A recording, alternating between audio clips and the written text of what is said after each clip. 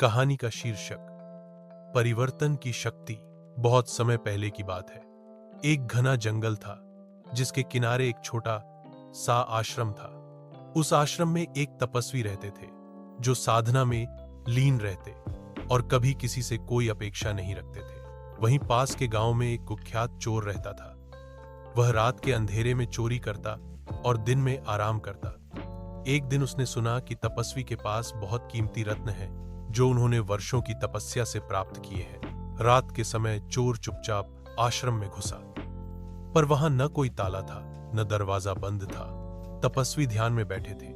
चोर धीरे धीरे उनके पास पहुंचा और उनका झोला उठाने ही वाला था कि तपस्वी ने आंखें खोली और मुस्कुराकर बोले, भाई, झोले में कुछ नहीं मिलेगा, लेकिन अगर भूख लगी है तो वहां भोग रखा है, खा लो। चोर हैरान रह गया। ऐसी शांति, ऐसा प्रेम उसने कभी नहीं देखा था।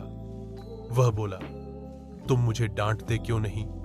मैं चोरी करने आया हूं। तपस्वी ने शांत स्वर में उत्तर दिया, यदि तुमने चोरी करने का रास्ता चुना है तो तुम्हारी आत्मा अभी भटक रही है। मैं तुम्हें शाप नहीं, मार्ग देना चाहता हूं। चोर की आंखों में आंसू आ गए। पहली बार किसी ने उसे समझा, डराया नहीं। वह वहीं तपस्वी के चरणों में गिर पड़ा और बोला, मुझे बदलना है, मुझे सही रास्ता दिखाइए। तपस्वी ने उसे गले लगाया और कहा, सच्चा परिवर्तन वहीं शुरू होता है जहां पश्चाताप से आत्मा कांपती है। कुछ वर्षों बाद वही चोर एक साधु बन गया। वह लोगों को ईमानदारी और सत्य का मार्ग सिखाने लगा। सीख, परिवर्तन असंभव नहीं है। प्रेम, धैर्य और समझ से कोई भी बुराई अच्छाई में बदल सकती है। इस तरह की और कहानियों के लिए चैनल को सब्सक्राइब करें।